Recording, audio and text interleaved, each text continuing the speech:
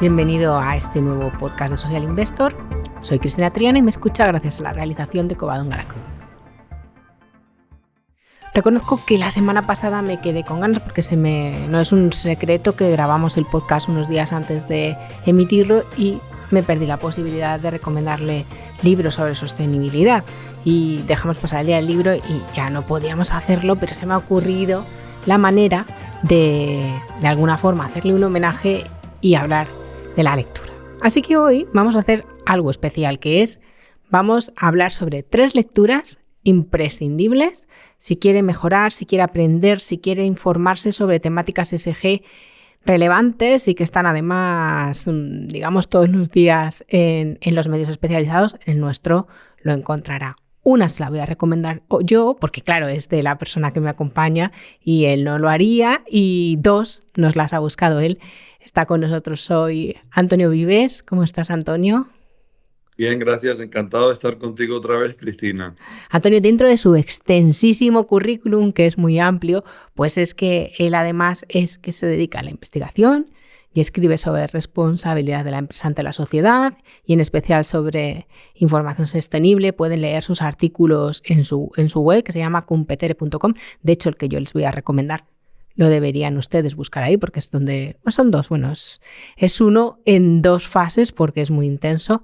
Lo deberían ustedes buscar ahí, y le he pedido que él, que además ha sido profesor en muchísimas escuelas de negocio, en varias escuelas de negocio en Estados Unidos, en Latinoamérica, me eligiera 2 más relevantes para compartir un poco con ustedes, que la puedan leer y además lo puedan leer libremente por internet y para aprender un poco. Así que, Antonio, te pregunto, primera lectura que has elegido, nada más y nada menos, se la voy a traducir, está en inglés, le traduzco el título al español, que el segundo no, se lo diré en inglés, es Los 7 mitos de la ESG. Es de la Stanford Closer Look Series de 2021 y no sé, ¿qué tiene de especial esta lectura? Bueno, también voy a aprovechar lo que era del Día del Libro, pero no nos pudimos conversar antes, para regalarles mis 10 libros de responsabilidad empresarial que están en el sitio que mencionaste. Bueno, ¿qué tiene de especial esta lectura? Cuando tú tratas de escribir algo, si tuviera el título todo lo que usted quisiera saber sobre la ASG, a lo mejor no sería tan interesante. Cuando te dicen 7 mitos sobre la ASG, tú dices, uy, a ver si conozco alguno, y se excita un poco más. Porque al final el artículo lo que es un resumen de los malentendidos que hay alrededor de la ASG. De hecho, y ahora que se está haciendo cada vez más popular, hay una mayor confusión todavía lo que es ASG. ASG, entendamos, son criterios A, criterios S, criterios G, para evaluar las características de la sostenibilidad de una empresa que son el resultado de su responsabilidad. Entendamos, responsabilidad que conduce a sostenibilidad que es evaluada a través de criterios. Pero cuando haces una cosa tan atractiva como 3 iniciales, ASG, lo conviertes en un concepto. Y cuando lo conviertes en un concepto se tergiversa, porque ahora cuando tú dices una empresa es ASG o un fondo es ASG, tú entiendes que el fondo es responsable, que el fondo cumple con criterios de responsabilidad. No, el fondo ha sido evaluado con algunos criterios de responsabilidad, pero puede tener un poquito de esto, un poquito de lo otro, pero no quiere decir que sea responsable. Entonces, el artículo es interesante en ese sentido y refleja la ponen 7 confusiones, como que estamos de acuerdo en lo que quiere decir ASG, que la ASG aumenta el valor de la empresa. Vuelvo a aprovechar para rebatir un poco este malentendido. La ASG son criterios. La ASG no aumenta el valor de la empresa. En todo caso, la responsabilidad de la empresa puede que tenga impacto financiero positivo, etc. Podemos decir, otro mito, el tercero, podemos decir si una actividad que se llama ASG en efecto es ASG.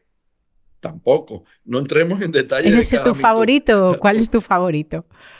Sí, hablemos llego inmediatamente al que me resulta favorito, que es el número 6, que dice que las calificaciones ASG reflejan la calidad ASG. No, porque cada empresa calificadora tiene su modelo de lo que quiere decir ASG. Tiene criterios A, tiene criterios G y se ha demostrado muy ampliamente que no hay casi ninguna correlación entre la calificación ASG de una calificadora y la de otra, porque han usado modelos diferentes y lo que es más grave es que muchas veces no reflejan lo que es la responsabilidad de la empresa, porque ellos tienen su propio modelo. Por ejemplo, te digo, en las instituciones financieras, código de conducta vale 8%. Inclusión financiera, 4%. A ver, dime, ¿qué es más importante? Tener un código de conducta, que no estamos hablando, porque el punto te lo dan por tener el código, no porque lo implementes, o el 8% o el 4% de la inclusión financiera. Por eso es que ese es, en cierta forma, mi mito favorito de que no. Las calificaciones que le hacen las calificadoras no necesariamente reflejan, es un número que le han asignado, ¿de acuerdo? Pero no necesariamente reflejan la verdadera responsabilidad o la sostenibilidad de ese valor o de esa empresa. Pues parece que contigo está bastante de acuerdo la ESMA y la Comisión Europea, que están haciendo ahora una consulta para ver qué hace con los ratings ESG. Bien, los ratings, tu favorito, pero ¿qué otros mitos crees que son relevantes? A ver, para colmo de males, como hay un dicho en español, éramos muchos y parió la abuela, porque estos tienen 7, yo te voy a añadir otro, ¿no? Por si acaso pues no faltara. Ya sabes, 7 que va a leer en el texto y uno más que tiene usted que escuchar el podcast. Sí. El otro mito que existe es de que se cree que el pertenecer a un índice de sostenibilidad o que te califique una empresa calificadora de sostenibilidad va a hacer que seas más responsable. No necesariamente es así, porque hemos visto muchos efectos perniciosos. Hay una ley en economía, la ley Goddard, que dice que cuando un indicador se convierte en objetivo, deja de ser indicador. Vale decir, si yo lo que quiero es estar en un índice de sostenibilidad y el índice de sostenibilidad me pide que yo tenga un código de ética, yo hago un código de ética. Cuesta 20.000 euros una consultora que me hace un buen código de ética y me da X puntos adicionales.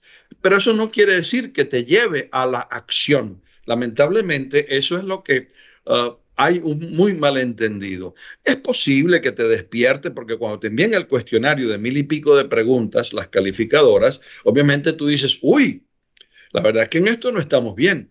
Pero la pregunta no es, en esto estamos bien. ¿Debemos estar bien en esto? ¿Nos interesa estar bien en eso?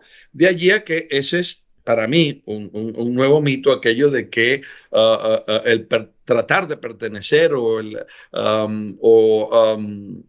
estar incluido en estas calificaciones aumenta tu responsabilidad. No necesariamente, y debería ser lo contrario. Tú aumentas tu responsabilidad para poder estar en esto. Estuve viendo una empresa italiana no hace mucho que la remuneración, de lo cual hablaremos un poquito más adelante, del consejo estaba ligada a el número que le daban el Dow Jones Sustainability Index. Entonces, ¿qué piensas tú que era la estrategia ahora del consejo? Ver qué pide el Dow Jones Sustainability y hacer lo que pide el Dow Jones Sustainability. Que hacer lo que la sociedad necesita.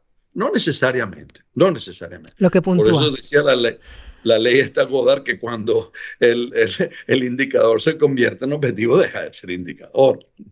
Pues ahí tenemos 7 mitos de la ESG de Stanford Closer Lock Series 2021. Les voy a dejar el link en la descripción del podcast, no se preocupen, y también en la noticia que siempre acompaña a nuestro podcast para que, si les interesa, y yo creo que es interesante porque la mayor parte de los puntos que están ahí están hoy abiertos y están totalmente en debate todos los días, lo puedan consultar tranquilamente y acuérdense del 8º punto, que para eso tienen que escucharnos a Antonio Vives y a mí. Segunda lectura. Ahora sí, drogadura. Drogadura importantísima porque tema regulatorio fundamental y además en tema de armonización a la hora de dar información sobre sostenibilidad está sobre la mesa. Saben todos que es una temática fundamental, lo piden todas las empresas, los bancos lo piden, que haya una normalización en la información sostenible para poder saber la sostenibilidad de sus clientes, para que todos tengamos las mismas herramientas para medir. Y esto es nada más y nada menos que el Exposure Draft IFRS Sustainability Disclosure Standard. Les voy a dejar también el link por si acaso mi inglés no les ha parecido suficientemente claro como para poderlo coger. ¿Qué es esto, Antonio? Es una primera pieza para esa armonización tan necesaria. Así es. Este es un consejo de normas de información sobre sostenibilidad que se establece en gran parte por mucha presión que ya venía, porque que si el SASB, que si el GRI, que si el código de eléctrica, todo el mundo lo hacía, que si la de la Comisión Europea de presentación de información no financiera, el sector privado, que cada uno tenía sus ideas de cómo se debe reportar. Alguien tiene que tomar el toro por los cuernos y decir hagamos. Bueno, entonces, los responsables de las normas de contabilidad financiera, aquellas que tenemos desde tiempo inmemorial, decidieron crear exactamente el paralelo para las normas de sostenibilidad, y han producido el primer borrador para consulta. Entonces, claro está que el primer borrador para consulta es un poco para expertos, para que emitan su opinión, pero no obstante, es importante para todos los que están interesados en información sobre sostenibilidad, porque muestra por dónde viene la mano, que es lo que probablemente tengamos que hacer. Tenemos que estar preparados las mismas empresas para completar esta información que se nos pide, etcétera, etcétera. Y sí, es un intento de armonización, al punto de que el SASB de los Estados Unidos, el famoso productor de tantos indicadores, se había unido ya con el International Integrated Reporting Council, los que producen las normas, sí, el framework para los informes integrados, y habían creado una Value Foundation, y ahora estos mismos se han unido con el Consejo de Información sobre Sostenibilidad. Obviamente ya empiezas a ver que están tratando de armonizar. El GRI lo han dejado fuera. Han firmado un acuerdo, pero yo tengo la impresión de que no va por allí los tiros, porque tiene un objetivo completamente diferente. Y hay un punto quizás que creo que es muy importante destacar en esto: no usa la palabra información no financiera. El borrador se refiere a información financiera de sostenibilidad. Creo que eso es...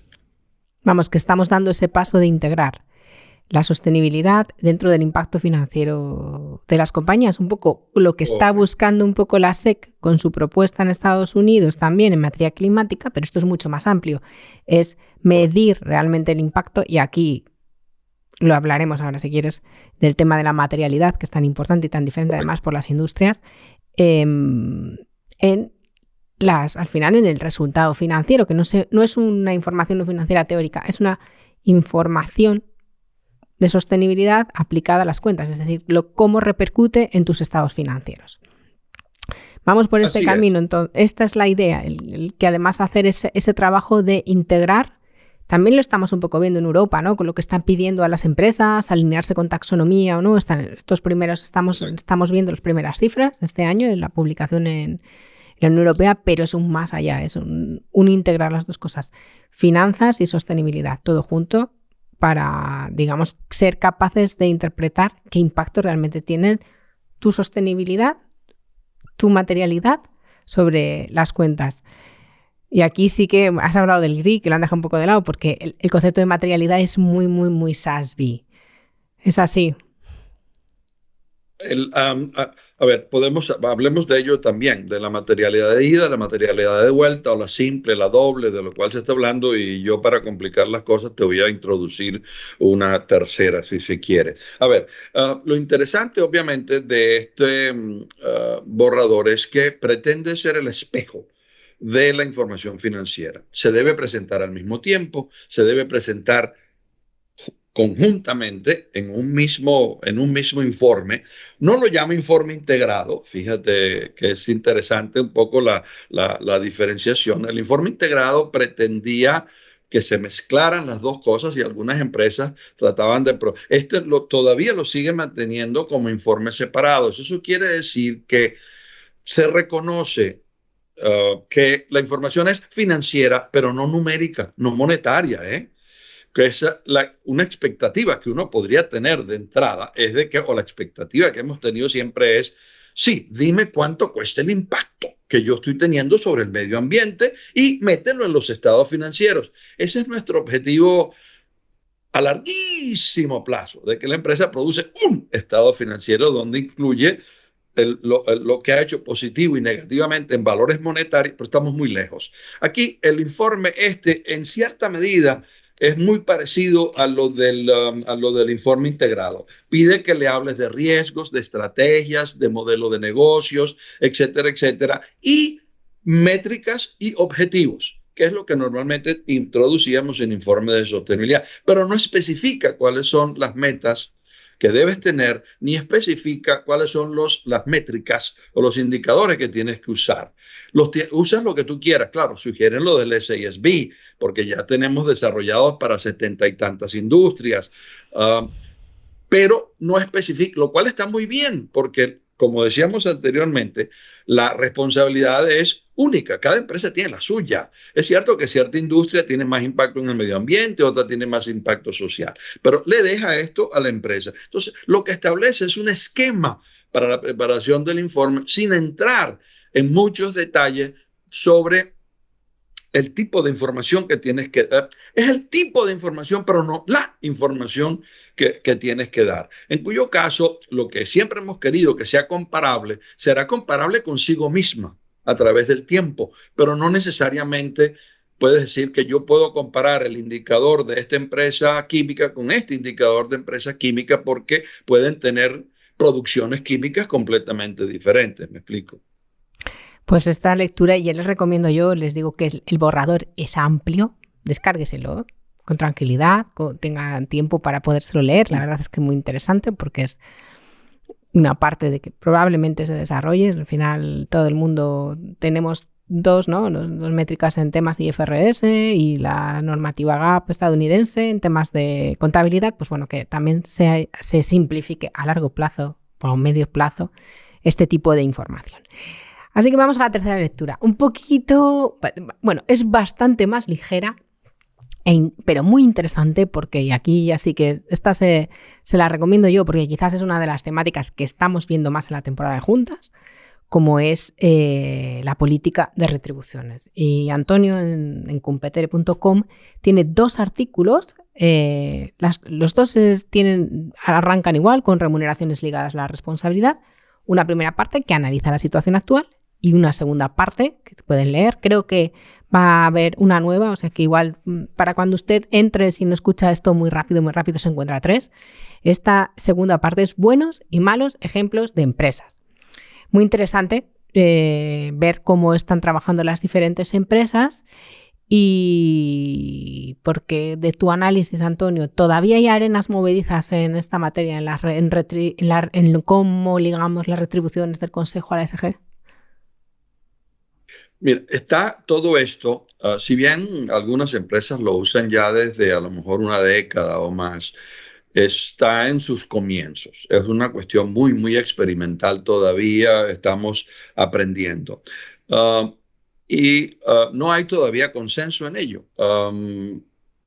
Aparecen artículos cotidianamente en el Wall Street Journal, que sabemos que es el periódico un poco más de la parte derecha que pide no meterse en ninguna de estas cosas. Publicó ayer un artículo lo pernicioso que es la ESG para la economía mundial, el daño que le está causando a la economía mundial pensar en temas ambientales y sociales. Pero bueno, vayamos a lo nuestro.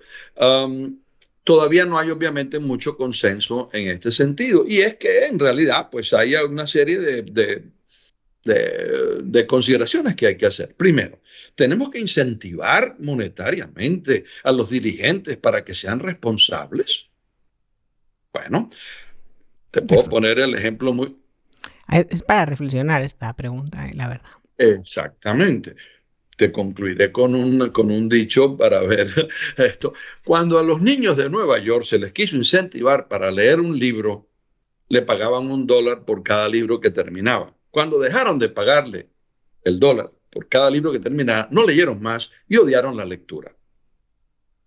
Porque era sinónimo de $1. Si no me das $1, yo no leo más.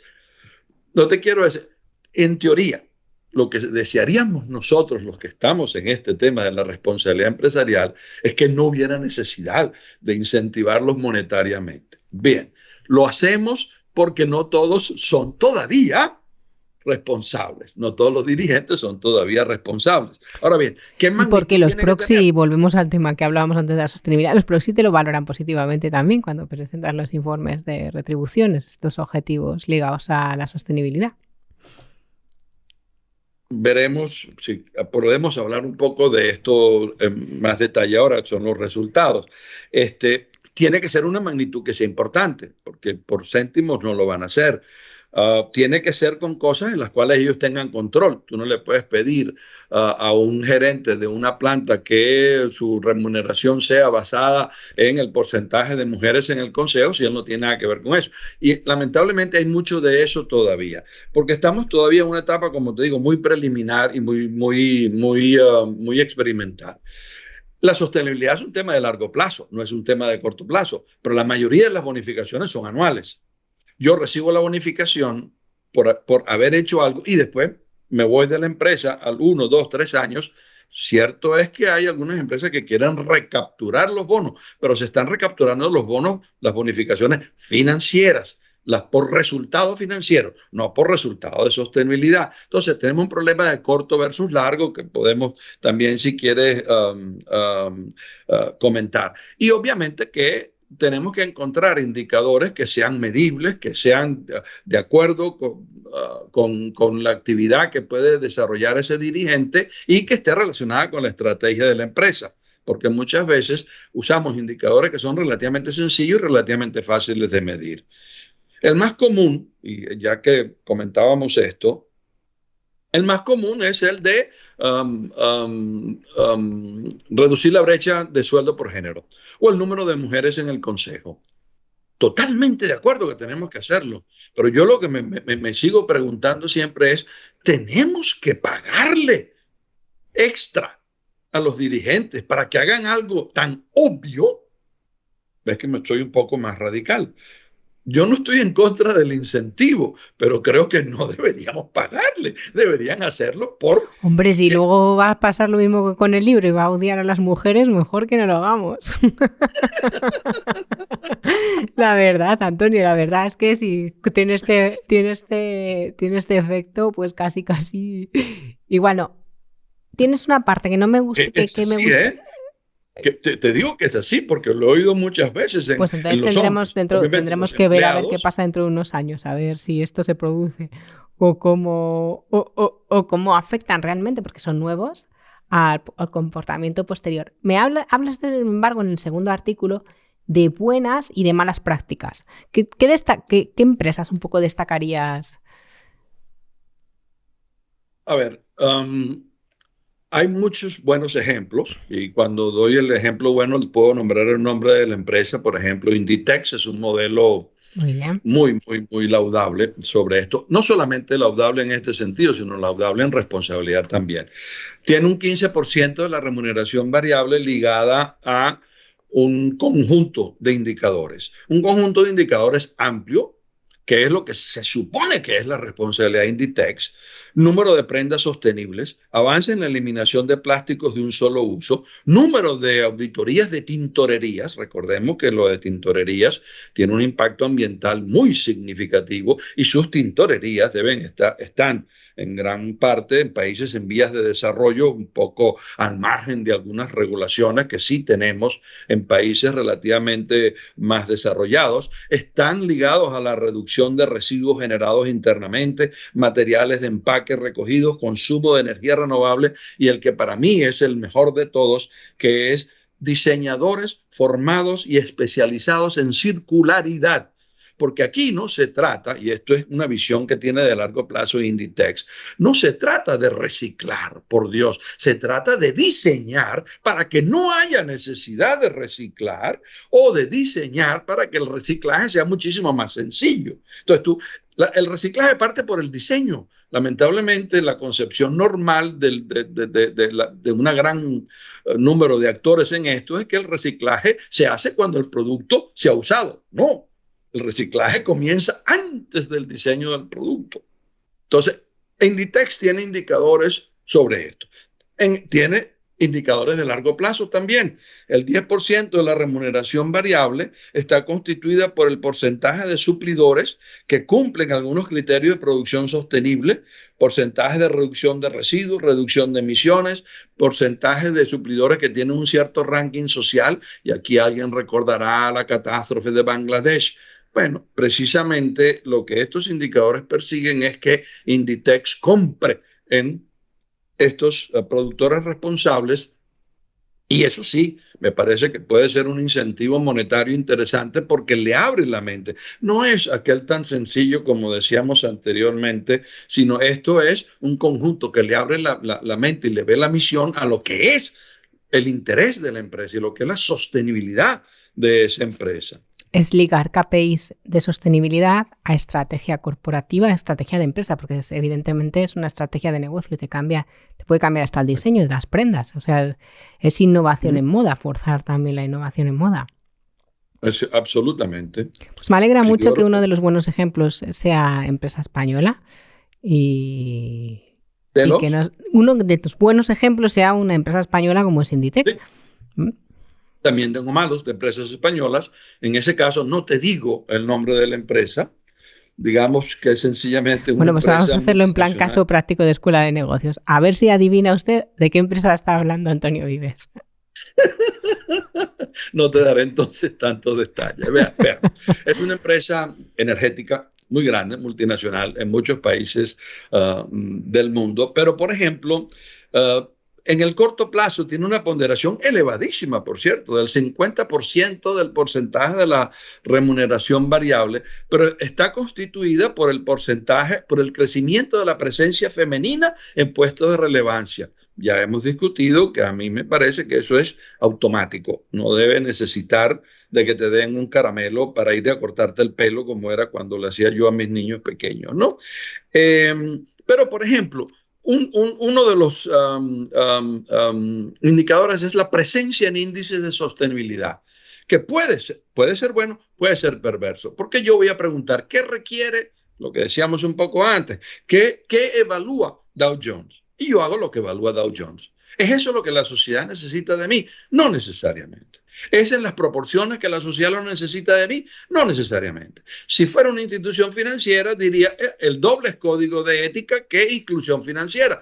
Pero yo como ciudadano digo que inclusión financiera para una empresa, una institución, es lo más importante. Y si no, hablemos de la reciente cierre de sucursales, de la reciente reducción de empleados en el sistema financiero español, la reducción de la atención a los consumidores que no son muy sofisticados, el aumento de la digitalización, que supuestamente es algo muy bueno, pero deja fuera a todos aquellos que no tienen un teléfono inteligente y que no están en el último iPhone, que no es el objetivo de una institución financiera. Eso sería como si Correos dijera que para mí no es rentable servir a un pueblo rural y no le presto servicio. No, usted tiene una licencia para hacer intermediación financiera en todo el territorio nacional.